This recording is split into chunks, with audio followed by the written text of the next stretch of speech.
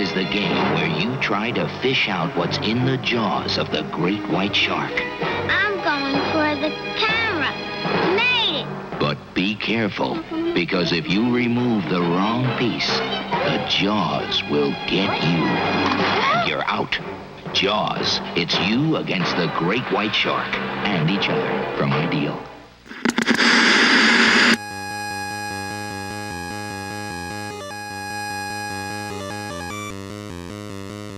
Hey everybody, and welcome to the Pinball Hunters, Arcade Hunters podcast, episode 124. We are back. Nick is to my imaginary, actually no, Nick is to my south.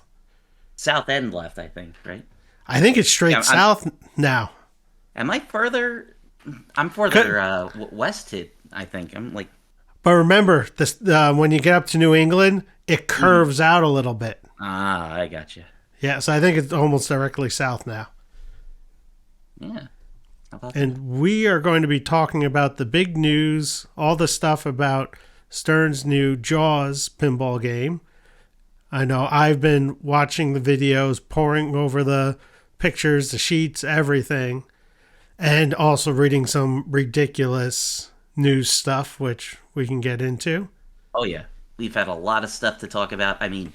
I did a couple of, actually did 2 solo podcasts talking about it, because we didn't know if we were going to be able to do this. I know I just had a pretty bad squall down here. There's a rainstorm, and I know Gerard said that they might be getting some bad weather up there. But, I mean, this game has been in the works for years. They've been talking about this game. Supposedly, like, Jersey Jack tried to get this license years ago, and they said it was like, it's literally like, it was a white whale. They couldn't get this thing. And then, even, like, if you go and you look at how Stern does their games, they always have a code name for their games.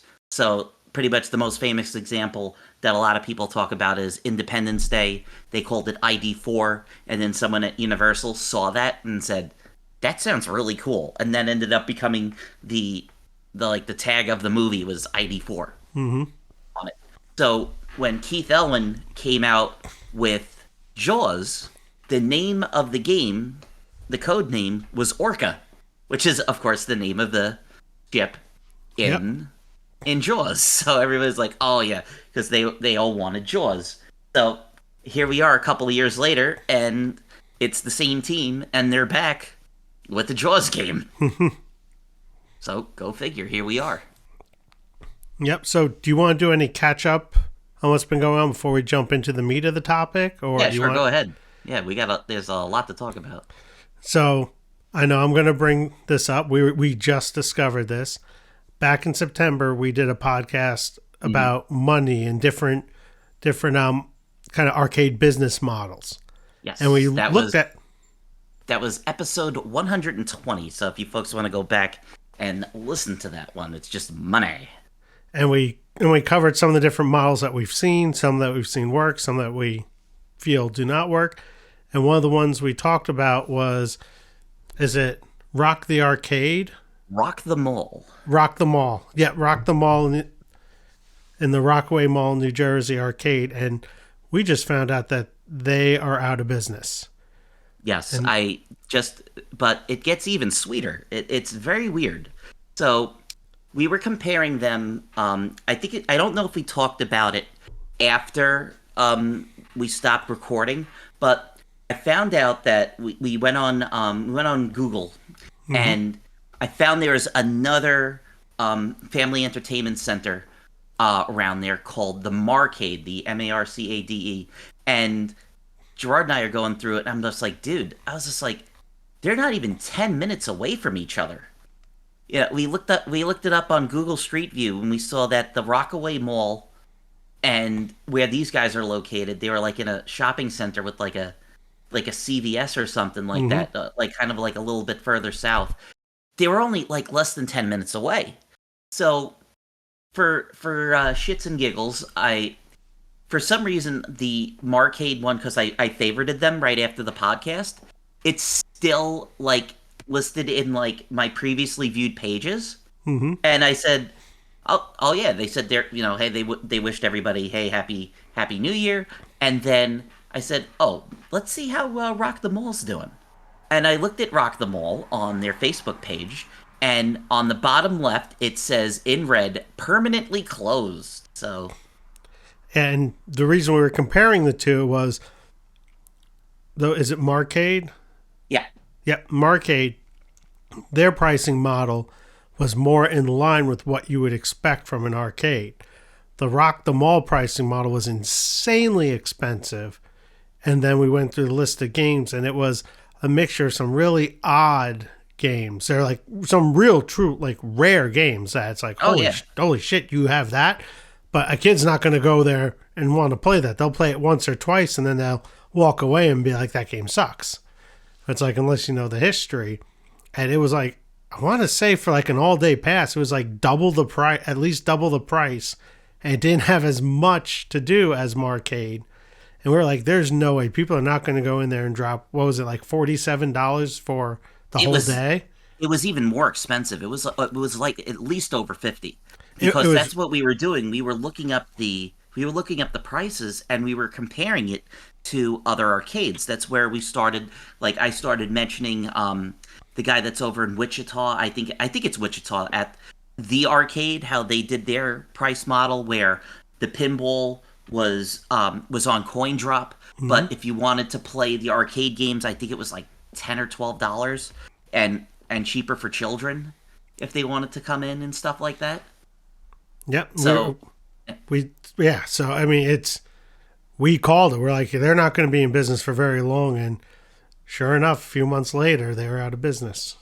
But what's absolutely insane was, so I go and click on the Marcade's website. That's marcade.us. Now, it wasn't on, they don't have it listed on their Facebook page, but they have moved, they have the two locations, so they're still on, it's called Dover Route 16 that they're on. That's the original location, but now they've moved into the mall where Rock the Arcade used to be. So it says Rockaway Town Square Mall, and unfortunately they are dealing with the mall hours, so it's like Sunday they're only 10 to 6, when the other arcade's 11 to 10, and Monday through Thursday is 11 to 10, and it's only 10 to 8. So they're dealing with the mall time, and Friday and Saturday they're open until midnight, when the Rockaway Town Mall's only open till 9 p.m. And what's insane is, like, they even say, like, their cheapest price is a half an hour pass for $7. And it says, great for lunch breaks or coming in and doing laundry next door. So do your laundry, go in there, and play a couple games for half an hour while your stuff rolls around in the dryer. And $20 for an all-day pass. So, yeah, that's not bad. And, of course, they do birthday parties and all that other good stuff. And it's just crazy to see them advertise on their website, book your birthday party here. It's funny because that's what Rock the Mall was trying to do. They're out. Marcade, which obviously their business model must be good. They have more than one location, and they're expanding. No, now they do. I thought they had... Oh, no, okay. I thought they had two before. No, they only had the one. Yeah. But they're making enough money to expand, and that's great. So it's definitely interesting to see how this is going on. And I mean, we just talked about it. I mean, I went back because Jordan and I, when did we talk about that? And I said, I think it was last summer. And then I was just like, oh my God, it was in September we did it. We updated it was Tuesday, September the 12th. We have it on our site. Yeah, didn't take long. It was just like I said, like, if I went there, I would be like, even if I saw all those rare and unique games, I was still like, well, that's way too much. And then you're going to be like, okay, there's another place that's 10 minutes away, and they have even more of a selection of games. So I'm like, okay, let's try that place out. I mean, I would pay like $7 or whatever the cheapest tier is just to go there once to play those rare games, and that's it. We talked about, like, I think he had Granny and the Gators, and was it the Durblast Blaster? Well, remember, that wasn't $7. It was even more expensive. I wish we had... I think it was $15 then.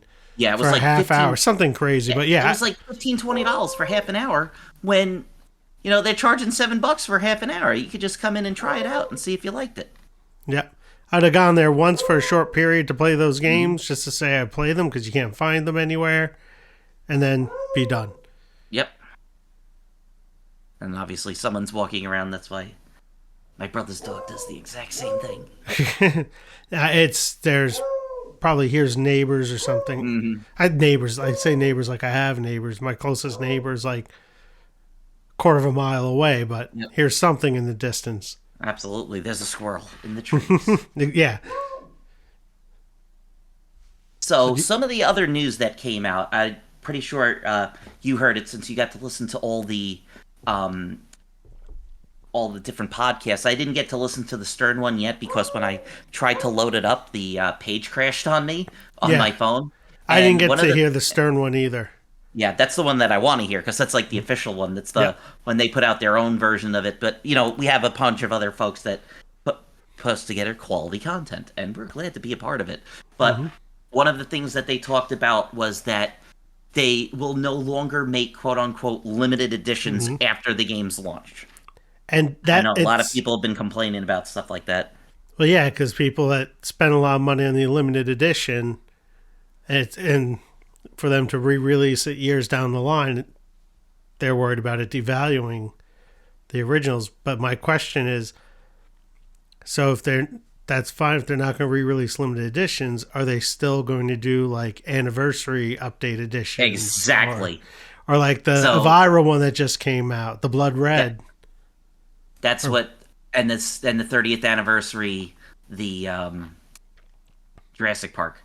Yep. So one of the things that only a few hours ago our good friend Jason Knapp posted over on Knapp Arcade, he put like earlier this week, he said there'll no more limited editions after launch. He said, I just spoke with Stern Pinball's George Gomez. He said, looks like a lot of confusion over the topic of future LEs. Just to clarify, the magic words are LE, limited edition. We may celebrate anniversaries with premium level art packages and create other premium editions like vaults or remasters. We won't be making any additional limited editions. So, guess what? It sounds like they're going exactly the way So, you know what the announcement was? There's no announcement because they're going to keep doing this because as long as people are going to spend the money on it, people are going to buy it. And that's not going to say limited edition. They'll say premium anniversary edition. They won't call it limited. And it'll have some differences. So it won't be just a straight re-release, which, okay, that makes sense. But again, they're a business. They're in it to make money. Exactly. They're trying to find a way around pissing off people that pre-order and buy the limited editions while still being able to put these games out so people can play them and buy them. Yeah. I mean, because someone said I think it's someone here on Knapp Arcade posted, let me see, Captain 12 said, yeah, we're totally getting a 70th anniversary Godzilla machine and a 50th anniversary Jaws game. Yeah. Of course. They'll just call it an anniversary. And it's like, oh, okay, it's an anniversary. And it might be like the Elvira one where art package might be different or updated. It's not just going to be a straight re-release. And I guess, so for me, that seems perfectly fine. Because and I'm not sure if pinball is the same way, but in the collector's market for other items, the original release will sometimes hold, depending on how limited it is, can hold more value over a re-release or like an anniversary edition. Yeah. I mean, we've seen that with video games. We've seen that with action figures, wrestling figures, blah, blah, blah, blah, blah. Every time a company talks about re-releasing something and calling it a different name, collectors throw their hands in the air and get all pissy because they're like, it's going to drive down the value. Just like, whatchamacallit, not ROMs, but more basically like digital purchases, Nintendo re-releasing their games, and everyone's like, it's going to drive down the value. Yep, it's going to drive down the value, and it really hasn't. You can, like, for example, I believe Star Fox 2, the actual copy, the physical copy, isn't there only like one or two? Yeah. That's still worth a shit ton of money. It was the one that guy tried to steal from the Consumer Electronics Show. That's still worth a shit ton of money. That value didn't go down just because you can play it on the Switch, and you can play it in that Super Nintendo, the mini Super Nintendo. So But I think here, yeah. I was just gonna say I think the values will be fine. I also don't watch the values, and it's so hard to tell who's telling the truth with pinball values. I buy a game because I'm going to like it and I'm probably going to enjoy it. Yes, it's not. It's a like couple of times where I sit there and I look at my Olympic games and I'm thinking I might end up like having one of them go after a while of playing and beating the shit out of it. But until then, I'm just holding on to what I got. But here's I was gonna say, does the pinball community do game trades? I know the classic arcade community used to do that. Of course, yeah. We So do. I got such and such. I'm looking for a such and such. You want to do an even trade condition? I was Blah talking blah to blah. a friend about. I said, at one point I might want to pair off with like Godzilla or Foo Fighters, and he's offering me like two other games for it, and I was like, dude, I don't have the room. I said I would do a straight up trade for one game. I said not two. It's like, oh, I got this and Jurassic Park Pro. What do you think? And I was just like, no. I was like, I don't have a. I was like, I'm gonna get rid of one game and I'm gonna get two more on top of it. Come on. Mm-hmm. But here's the juiciest bit of details. They're talking about their Vault games, and now they're talking about remastering They said they want to expand to bring pinball to everybody.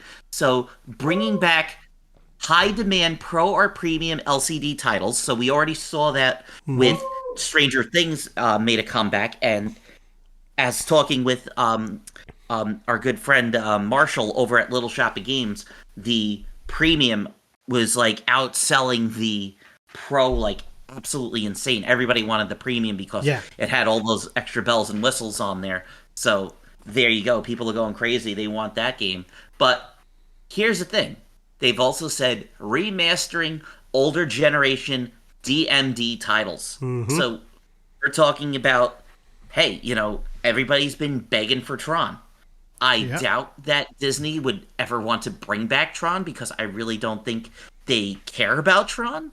But if that's a possibility, hey, that's pretty juicy. I would definitely go for another version of Tron with a Stern Insider connected. I don't think that they would use. They sounded like that they want to like bring everything into the new generation, and they want to have it with the Insider connected. But I don't know if they would basically just have it with Insider connected and maybe a color dot matrix screen, or would they go in and like a movie property like Lord of the Rings or not Jaws or trying to think of or Ghostbusters or something like that. Would they go back and use movie footage and stuff like that, or would they keep the original? I thought I heard that they weren't going to do Insider Connect with the DMD games. I'm surprised because they seem all gung-ho about their Insider Connected. So. That we'll have to double check on. I could have sworn I heard that on another podcast. You never know, because right now it's all hearsay, so we don't know. And we truly are ever gonna. Like you said, that could be if it's a true reproduced DMD screen versus if they do an LCD screen. Who knows? Because after I do this, I'm gonna see if I can get the Stern Pinball podcast playing while I'm trying to make some dinner. So I want to hear it, but if that's the truth, so. We'll return after these messages. Shark attack! This shark is like a maniac! It's Shark Attack. Just roll the dice, and when your color comes up, move your fish fast. The fish that survives will be the winner. So don't be last or you'll be the winner. Shark attack! What are you gonna do? It's coming! It's coming! It's coming! It's coming to get you!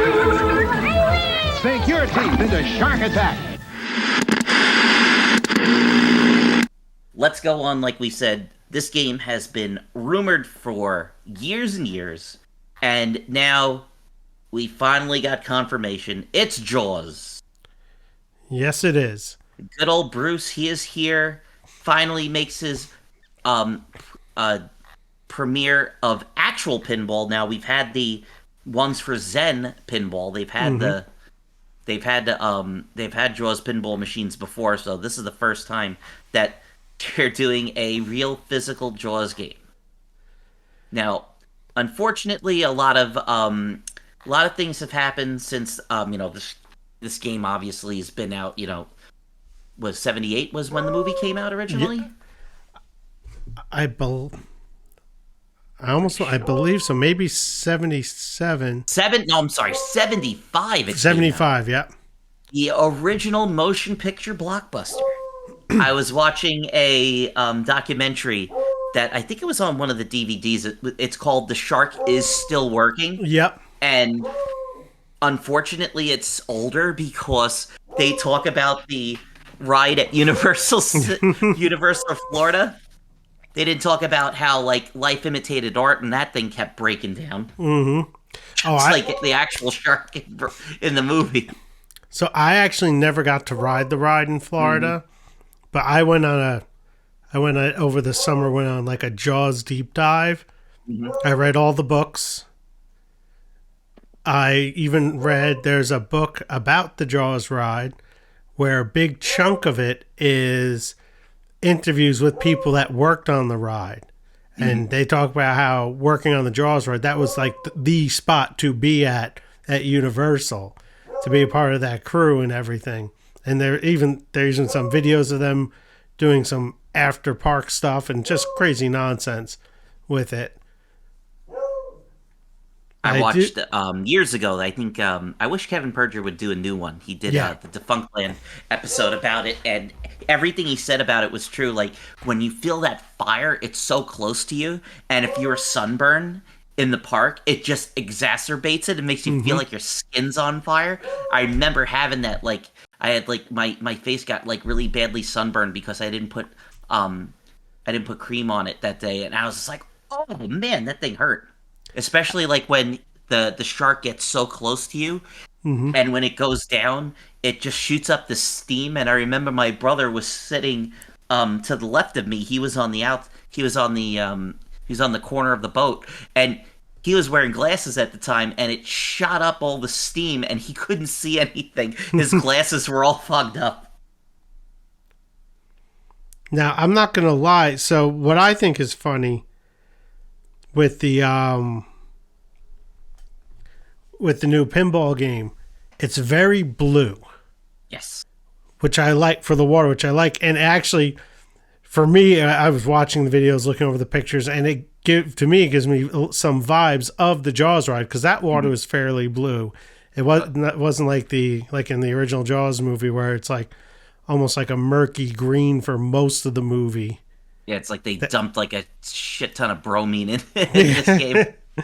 Which I think, so just aesthetically, I think it looks great. I think this is another case where you have to get a premium. Yes, there's a lot that, unfortunately, it looks like they had to take out of it. Mm-hmm. And look at one of the things I was talking about when I did the solo one.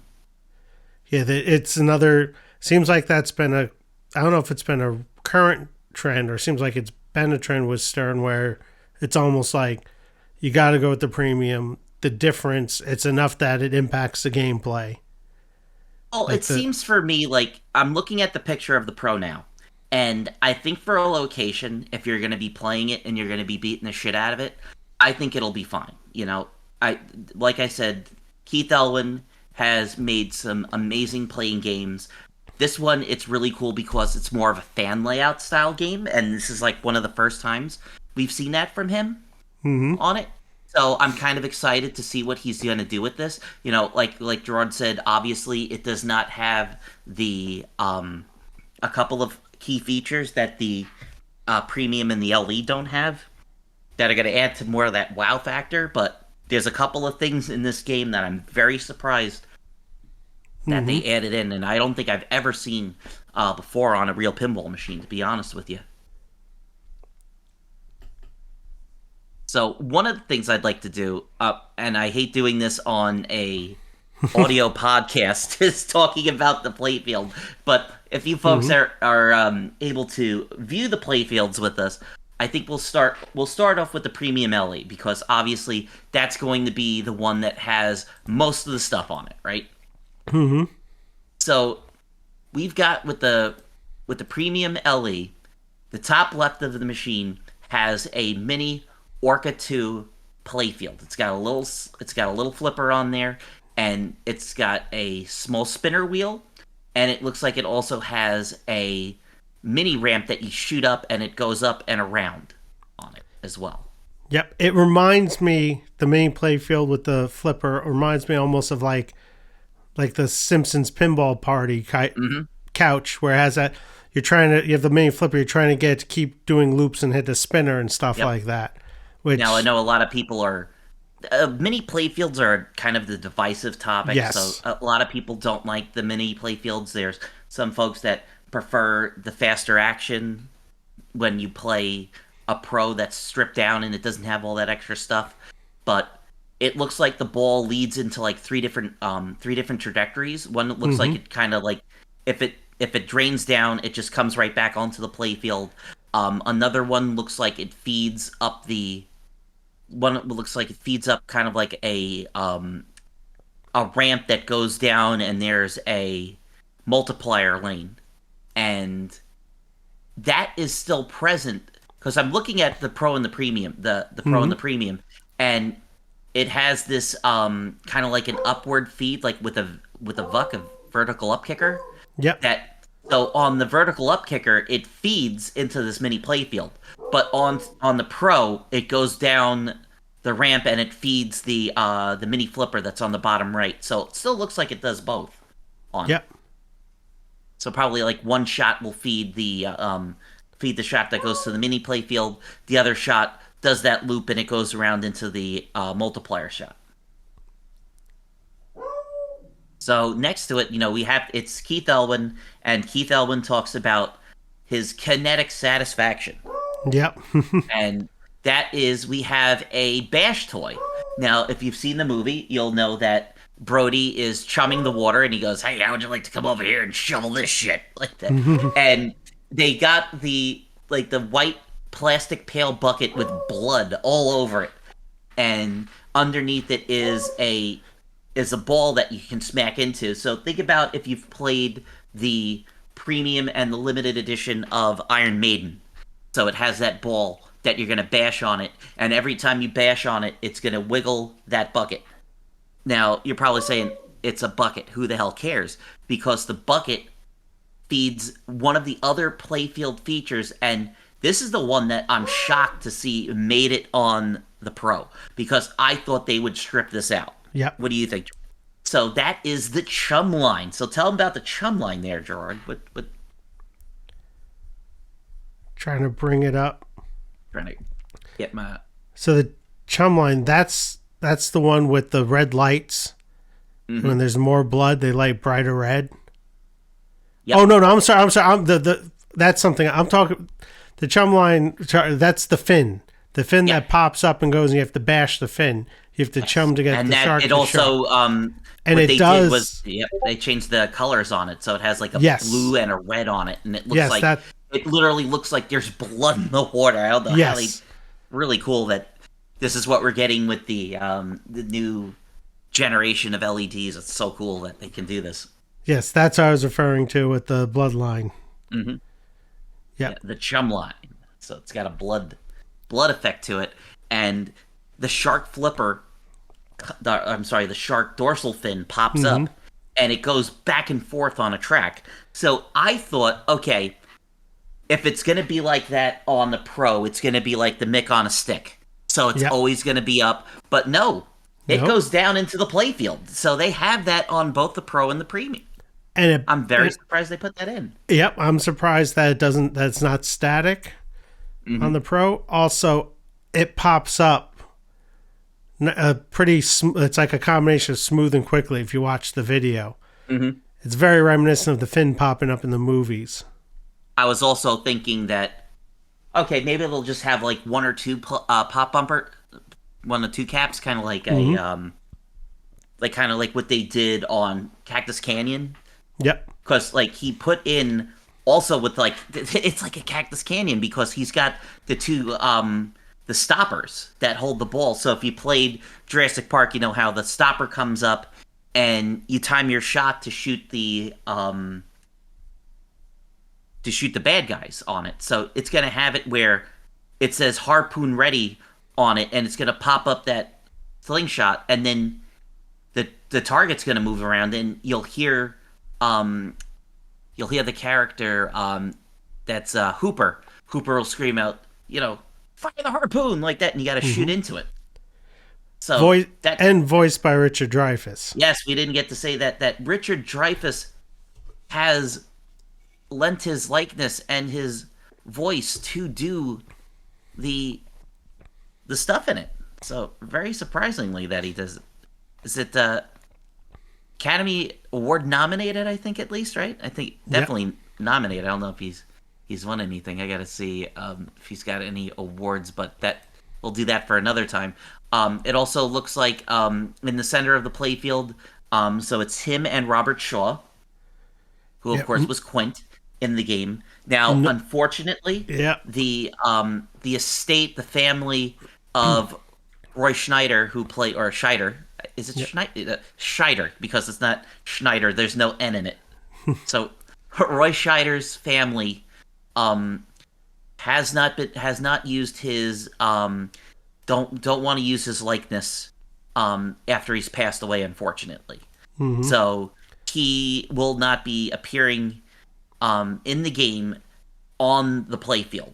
But according to George Gomez, he said that his voice is in the game and he is in the video clips. In the video clips. So it does say, like, you're going to need a bigger boat, you know. And if you buy the premium, the side art shows him from behind. It's the famous scene when Bruce is coming up and the orca's sinking and he shoots the scuba tank. That's in his mouth. Is it weird that, like, I was always really scared of the movie Jaws with all the blood and all the stuff like that. So whenever I think about him, I always think of Sequest. For some reason. It's just like, I was too scared to watch Jaws as a kid. So I was like, oh yeah, the guy from Sequest. They're like, what? Jaws, come on. So again, another, for me, looking at the three, it's all about the premium. The only thing that I think I like the artwork for the Pro around the coin box. Well, let's stick with the playfield before we talk about. I'm sorry. So one of the things that there's a couple other things. So we have that chum bucket that you're going to hit, and it's going to, as we said, you're gonna put blood in the water, and the harpoon thing, you're gonna shoot that drop target. Now in the center of the game, a lot of people have been comparing this sculpt to the old Stugatz from. Someone said, way to use a thing, but no, this is a totally different when you look at it because it's all cut and see through. There's a boat in the middle of the playfield. Now, unfortunately, it doesn't really look like the Orca. It just looks like a regular kind of like a. Do you know whose boat that is? Whose boat is that? Who is? I'm just double checking. Because here's the other thing, is that it does not include. It's not just Jaws. This is Jaws as its entirety. So they've said that it's going to have assets from all 4 Jaws movies. So yes, it will even have stuff from Jaws: The Revenge. So that boat is supposed to be like, I think it's the boat Hooper has when they go to check out Ben Gardner's boat that's sunk down. Oh yeah, that's why you can see. I don't know. Is it just on the LE Ben Gardner's head? I don't think so. I don't see it on there. I saw an image with, maybe it's when it's up. I saw an image of Ben Gardner's head by the boat. Wondering if I don't know if they'd let them do that. Oh, it's kind of gruesome. Oh, it's that. I know. I just saw it. I was looking at it before, but now I don't remember. Find the picture. Yeah, I'll find the picture. But that's Ben Gardner's boat. It looks, or Hooper's boat when they go and find Ben Gardner's boat, and there's little, it's funny because the whole playfield really is the original Jaws. Mm-hmm. But then there's some slight nods and some modes that reference the other movies, which you might not notice. So, like, for example, for Jaws the Revenge, there's the tracker. Yep. For tracking the shark. Which for we the all know from the NES game a lot, getting that you have gotten the Jaws tracker. With the power-up sound. From Jaws 2, in the center playfield, the rescue helicopter. That's from Jaws 2. Jaws take the helicopter comes to rescue the kids on the I'm gonna have to sailboats. watch all 4 of these. I've never seen 2, 3, and 4. I've only seen the first one. Yep. So helicopter comes and Jaws ends up eating the helicopter. And then the one thing I noticed, it has to be a nod to Jaws 3. If you're on the playfield and you look, there's a spinner to the left. And it looks like almost just a static image of a great white shark. The end of Jaws 3, the 3D effect, it's literally a static image of the mechanical shark that just slowly gets bigger, like it's swimming towards, but it's not really moving. It just slowly gets bigger. Then the mouth opens and has a fake 3D glass break. Yep. So I'm betting. Wonder if I can copy and paste it. It's the left flipper. It has to be a nod or a reference. So this boat is the big thing. Oh yeah, it definitely does. It does. Yeah, wow. They knew it because it's like, okay, we're not just giving you Jaws 1, we're going to give you all 3. So you got to use that. But we'll be talking more about Jaws 3 anyway. But unfortunately, that boat will not be appearing on the pro version of the game. No. It still has the pinball that you bash into it, and there it says complete arrows for shark encounters. So what you do is you're going to bash this ball that's inside this boat, and there's 3 lit targets in there. Now, what's going to happen, this is the big reveal on the premium game, a bash toy of Bruce will pop up. Bruce the Shark pops up on it, and a lot of people are complaining, he should eat the ball, he's not eating the ball, why is he just a bash toy? So, yep, unfortunately, he's only a bash toy, he's not going to be able to eat the ball, but they are going to use that sculpt, and so Bruce the Shark is busting out of a shark cage. So his face is always there. It's always present on the game. If we go to the right of where Bruce and the boat is, there is another spinner. So think about the spinner that he kind of used on Avengers Infinity Quest. Yep. But it's not going to be raising out of the playfield. So there's actually 2 of these on the premium, where the top one has one on the Orca playfield, and then there's the solo one that's on the bottom right of the machine. Yeah, so Ben Gardner's head is, I found, so you can't see it in the static photos because the ball that you bash in the premium and LE is covering it. Oh, I got you. So, like, you'll see a head on there. That's really cool. Yeah, when you watch I remember, I'm like, I know I saw it somewhere. You can kind of see the top of his head. I don't know why. The crap in the eyes of that. Wouldn't let me copy the image. I do have to say, I am not a fan of how Stern... Yeah, it's just going to... I don't think it's going to bring... Yeah, it's just... I hate how Stern does their images on... The multiple images on their website, because you can't straight copy... image, but where the ball that you bash in the boat... Either use Pinball News or Nap Arcade. Yeah. If you want to do that, because then you can download them. But yeah, it is Gardner's head there. Yep. Very nice. So, to the right of that, there's going to be... there's Hooper's Shack that you're going to shoot into. That's the far right shot. And there's a little shack, and it's got different things on it. So... On the Pro, it looks like a flat piece of plastic when it's more of a 3D little shack on there. But one of the cool things is towards the back of the machine, it does have the "Welcome to Amity Beach" with the graffiti. It says "Eek a Shark" and stuff like that. So one of the cool things that you mean Quint? You mean Quint's Shack? Yes, Quint Shack. Sorry. Yeah. So they do have the he brought back one solo pop bumper. Mm-hmm. It's going to be on the right. Now on the Premium LE, the top of the pop bumper has a physical little buoy on there, one of the yellow buoys. He's got 3 buoys attached to him. He ain't going nowhere like that. But below it, now I'm surprised that they kept it regular. I really wish they had the cover for it. Now I was listening to a podcast, I think it was Triple Drain, that had Keith Elwin on it, and they were doing a thing about like, what's your guilty pleasure games? Like they told them to go. This is something that we should do. They went through the Pinside. I think they went on Pinside, and they had to say what their 5 favorite games were that weren't on the top 100. So they went through and they rattled off their favorite games. And one of the games that Keith Elwin mentioned was from Sega, and that was Baywatch. Yep. So that it has pretty much the same size as the little mini flipper that was on Baywatch. So I'm very surprised that hopefully people will find out, like, yes, if you get this game, you can put the fin on there. So hopefully there's going to be folks out there that are going to remaking those fin flippers for it. So you have the little shark fin.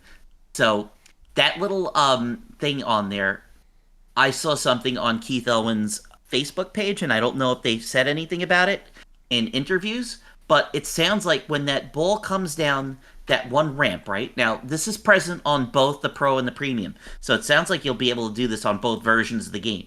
He said he has a photo of the flipper being held up, and it's cradling 3 balls on it. Now, knowing the way that Keith Elwin plays, he could probably have done that in regular gameplay, but people are also saying that someone said, one of the comments was, "Oh, are you going to have it lock in position and hold the balls for multi-ball?" And he said something like, "Yes, that's the idea," or something to that effect. You've got that lane right there that can definitely hold, with the flipper up, could hold 3 balls. Yep. So it sounds like, I don't know how it's going to work, because unfortunately, as we're doing this podcast, the gameplay reveal stream is going to be tomorrow night, so we'll know more about it tomorrow when they finally show it off. And the final thing between the final differences on the playfield between the Pro and the Premium are that the fish finder that we talked about, that's going to be on the far left side of the machine. Now, on the Pro and Premium, on the Premium and the LE, those are going to be 3 drop targets. Yeah. On the Pro, those are going to be stand-up targets. Those aren't going to be real drop targets. There's people already complaining about that.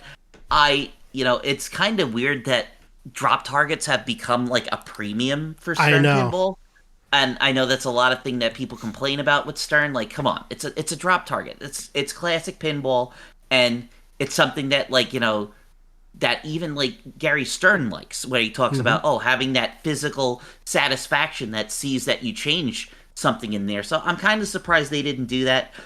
For me, I really don't mind. It bounces back regardless. There's some people that they claim that that's why people are complaining that they don't like the Pro of Deadpool because it has stand-up targets rather than drop targets. I really don't care, because I think for like the extra $2,000, having physical drop targets and that katana ramp and the disco ball really doesn't do anything for me when I can just buy some of the other stuff and add it on there. So,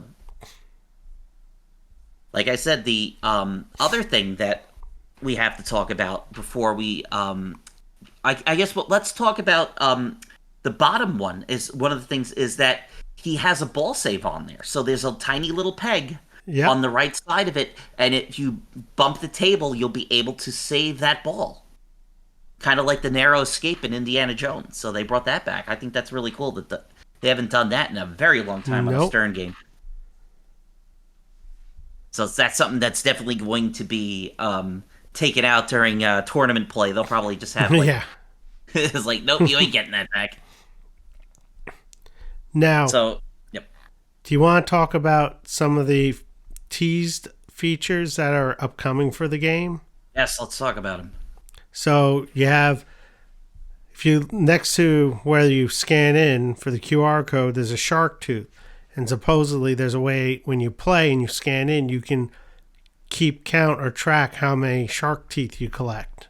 I don't think they released what that does or what that gets you, but that's just kind of in the way of like Venom or Ninja Turtles with the levels. But it sounds like it might not be as... It doesn't sound like a leveling thing. It might sound like a career thing, kind of like save, career. track your progress. Yep, that's like Gerard and I were talking about it before, why we can't stand some of the stuff that they're doing with the Insider Connected is that, yeah, I'd love to log in and keep my progress and have my high scores, but if it's going to give me an advantage, we can't use it. So it sounds like it's, like you said, it's career. It's not like the levels like Venom. The other thing they talked about is it does include all 4 Jaws movies. Even though the playfield is clearly Jaws, there's going to be some different modes with the LCD screen, and they tease that one of the upcoming modes, you will be Bruce. You will be the shark. Yes, that was one of the things that was teased. They said that you might even get to play as the Great White himself. So the whole thing sounds like, we look at the middle of the playfield and it has gear collection. So it has a search, 4th of July, it has the rescue helicopter, like Gerard said, from Jaws 2, has a dart, a shark cage, the barrel hook, binoculars, oxygen tanks, and a tracker. But on the top of it, it says bounty hunt. And it shows that you can capture sharks. So we've got you got the mako shark, hammerhead shark, tiger shark, and thresher shark. But right above in the middle is great white. I was gonna say a what? A what? It's a thresher shark. A tiger, tiger shark. Deep throat, Brad. Yeah, but what kind? What kind of shark? It's a tiger shark. A what? I always like to say it like Gerard and I were talking about Venture Brothers, and they're like, "That's not a great white what?" Like the way the guy did it in Venture Brothers was so freaking funny. The way he did it. What? But yeah, well, this is so we got that on there. So yeah. So let's talk about the machines themselves. We have, of course, 3 tasty flavors to choose from. Let's go with the highest tier model and we'll work our way down. So we've got the limited edition Jaws. Now this one has a really nice white trim to it. And I like the side armor it's all white trim with a bite taken out of it. So it has 2 bites on each side with the shark teeth in there. And we have all white powder coated legs on there too. And so, it has speaker lights.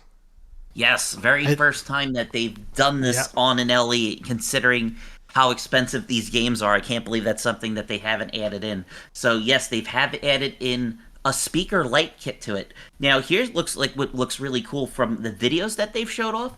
It looks like the code is in tune with the speakers on there. So they showed like the fish finder and it shows it green and it shows like the radar on it. It turns the lights into a green radars with like a thing going over it. So it looks like it's actually in with the game. So hopefully that'll be something that it'll be like an aftermarket thing that we can buy for Stern if we want to add this onto games on there. I really hope, because, and the reason why, my favorite again with Stern, we've talked about this before, like with Ghostbusters, we want to mix and match the art pieces and the back glass and the side art from each machine into one to create one ultra mega machine. Because for me, the premium back glass I like the best. Because that's the only thing it's unique, because we're using, I get it for the pro. You want that, it's that art is iconic. The woman swimming and then the shark coming up with the rows of teeth, and it just has the red jaws on there. You know, that's classic. So that is going to be a real glass on the LE, and a translate on the Pro. But the Premium's got a whole new piece of art on there. So tell them about that piece of art on there, George. So it's drawn. It's supposed to be Quint's point of view as he's sliding down the boat into Bruce's mouth. Yep. He's got the machete on there. It says Jaws. He's busting into the ship. And they even put the little Amity Island thing on there, even though they're nowhere near it. Yep. But I think that's cool. It's like people definitely get to see this when they walk into a game room. It looks really cool. There's a lot of people that have been clamoring, like, dude, I want the back glass. I want that as a back glass and stuff like that, because it's original. I don't think they've said who the artist is on this game. They did, and I can't believe I forgot his name. Son of a bitch! I just heard it. He did the artwork for the side too. So yes, we have the artist of the game is, let me see, Michael Bernard, exclusive custom hand-drawn artwork. So Roger Castell was the original artist of that Jaws picture on there. So one of the other things was that Stern is not raising the prices on the game finally. So unfortunately, still $7,000 for the Pro, $97 for the Premium, and $13 for the LE. It will be shown off at the CES, I think in 2 weeks, I think it is, or another week. So what I'm very interested in is, because this is going to be the first game that they fully are in the brand new facility. They're in their brand new headquarters. So I want to see how fast that they're going to be able to pump these games out, because they'll have 2 assembly lines going. We already saw it with Venom, how the Premiums and the LEs came out at the exact same time. I'm not seeing anything where it says about when they're supposed to be getting the games coming off the assembly line. It's going to be very interesting, but I could see them coming out at the end of the month, at least the Pros. We did not do the monthly tournament over at Little Shop on the first Thursday of the month, which we always did. I think because of all the Jaws stuff that they were doing and moving all the stuff around, they said, hey, we're going to do it next week. Don't worry about it. So I'll ask when I get there when they think the other versions are going to be out there, so we'll be able to see it. So the other thing we got to talk about is like what Gerard was saying, we're going to talk about the cabinet. So one of the things to quickly mention is the LE has an exclusive plunger rod, and it looks like one of the yellow buoys that they stick the shark with. So there you go. You get a little buoy on there. I can tell that is definitely going to be 3D printed and remade by all of those talented modders out there. I mean, these guys, they know. They're going to see that there's a Jaws game coming out. They're people that have probably already had stuff already in the making. I already know that.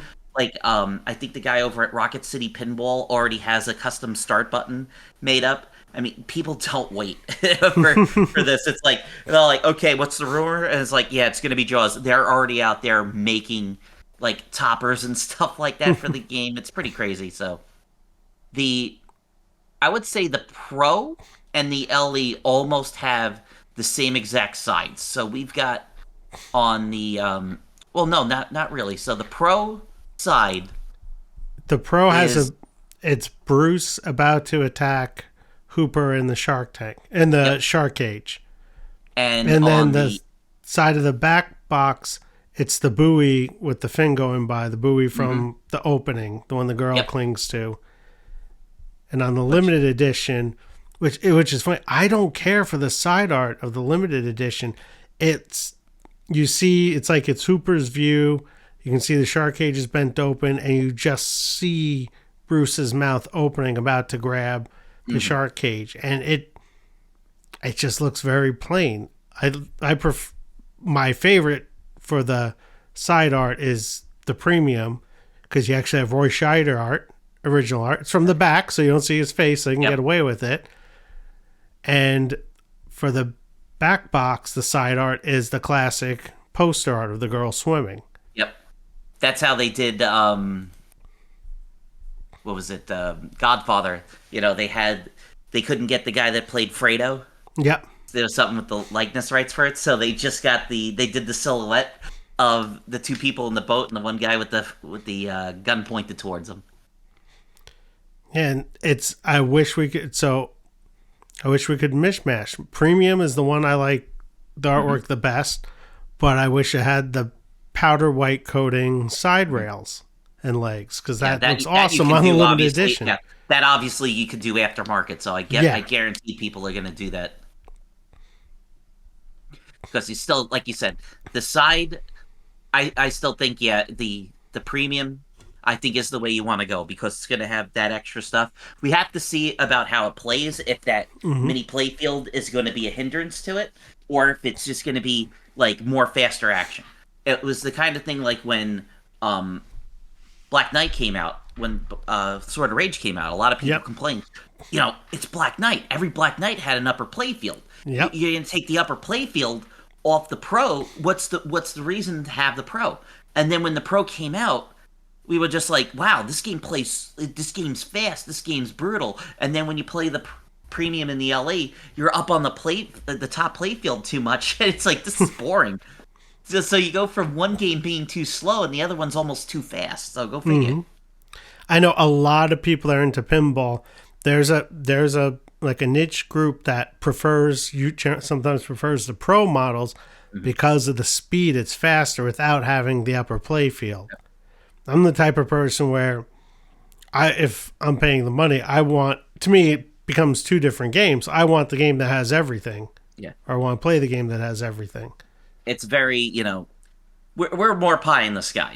People complain about, there's a lot of folks that just have shows where they complain about prices and stuff like that. We're more of like, if we walk into an arcade, which one are we going to be more excited to see? Exactly, yes.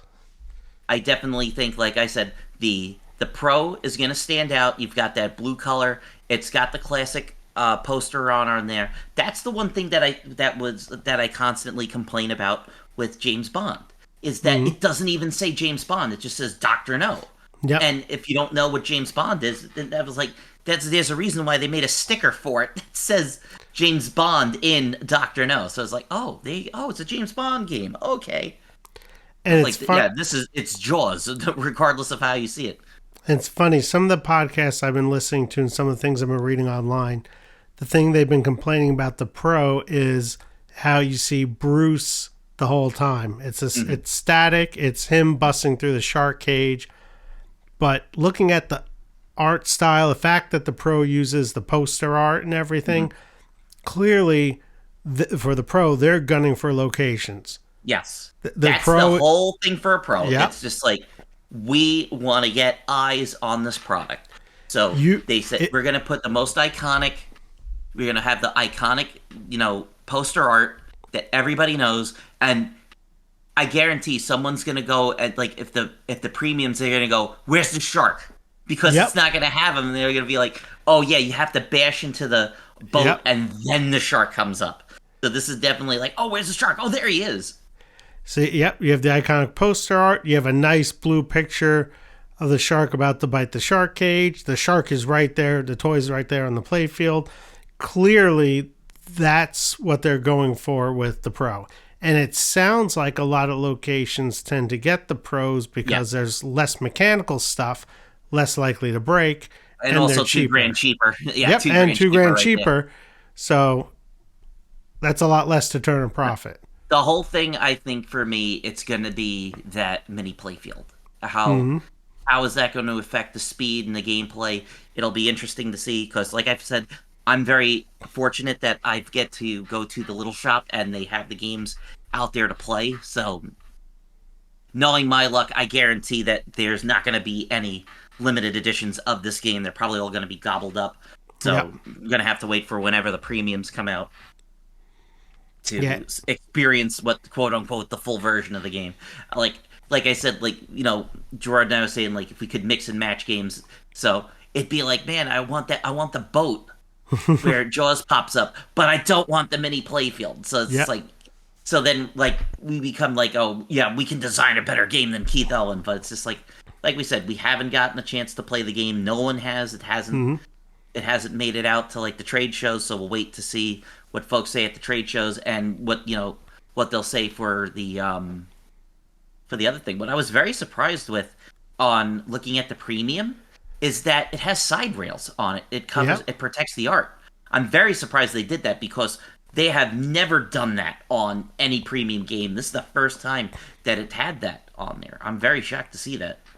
One thing that I'm glad to see, so you shared the leaked photos before they had anything officially announced, and the leaked photo just shows the front view of the, I think, premium or limited when Bruce pops up, and the nose is very pointed and triangle-like. And I remember saying to you, I really want to see a side view to see the sculpt, because if it doesn't look like Bruce the Mechanical Shark, then for me that's a game changer. And thankfully, from a side view, it does. They even have like the jowls. It has to have the jowls. I mean, even in the art on the, it sucks because the art on the premium, it's covered with the water splashing on him. But if you look at the pro side art, he has the jowl.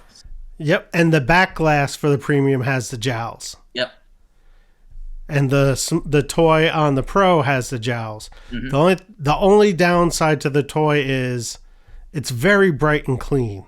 Yes. So like the gray is kind of a bright gray. It's not like kind of that like kind of dullish gray, but that's just I've seen nitpicky. Some folks do, they'll probably they'll take it out and dry brush it, and make it look like they'll have like battle damage. They'll have it look like when he's being stabbed with the friggin' with the harpoon and shit like that. They'll have blood on him and something like that. I just kind of wish that I obviously know that they weren't going to have it like. It's sad that it's static. He's not going to swallow the ball like the Demogorgon on. Yeah. But part of me, like, if I had a pro, I would say, like, hey, is there any way that you guys can articulate the mouth so it looks like he's chomping or something? Yeah. Like maybe if you hit the target underneath him, it kind of makes the mouth look like it's going nom nom nom nom nom. Yeah. And like, guess what? Even if it moves like shit, that just adds to your authenticity. It's Jaws. The shark's not supposed to be the best like that. It's supposed to be fucked up. It's supposed to look jank. It's like that's why that's why the movie's a classic, because less is more. Yeah. Like that. And it's like it's the same thing. Like you listen to like the interviews that Steven Spielberg's done afterwards. He's like, oh yeah, said if we were doing it with digital effects, he goes, I would have made that thing would have looked realistic. He would have been in the movie a lot more, but it ramps up the tension. You don't see the shark for 45 minutes. Well, the original movie, the shark was supposed to be in it a lot more. It was like a blessing in disguise with the shark malfunctioning and not working. Yeah. That's why the shark's not in it as much. I think screen time's like 7 minutes for the shark in total. When you add it up, it's some very small number, but it has such an impact because of that. It's like they said 45 minutes into the movie, you finally see the freaking shark. So there you go. But one of the things that we were talking about, like we said, we still don't know how fully the gameplay yet, how the game works. We don't know how the game's going to progress and how it's going to be gameplay wise. We still don't know about that. We do know it's being worked on the same guys that have worked on the previous Elwyn games, so it's going to play like that. We know Keith likes to do his own rules on it, so we'll see how that works. The one thing that we were saying is that it does contain elements from all 4 of the Jaws movies, and one of the things is that it does have a video mode.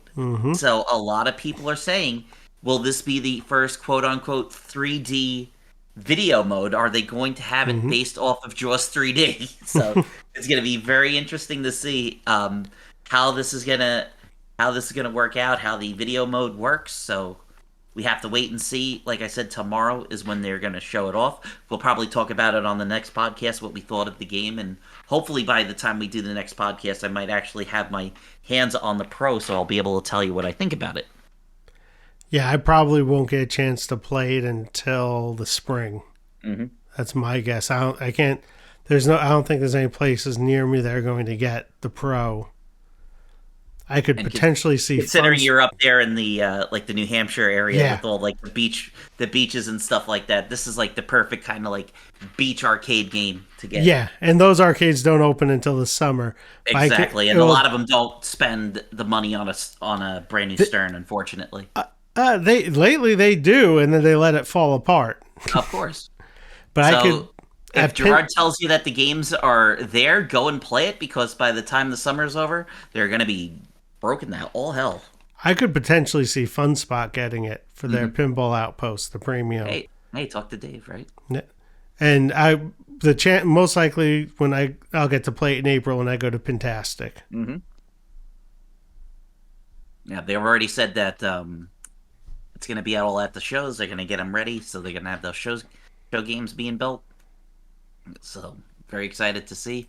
I want to see when the CES 2024 is. Wow. Okay, it's on Tuesday the 9th to the 12th, so we'll see more at the CES, because I know people will have their cameras with them.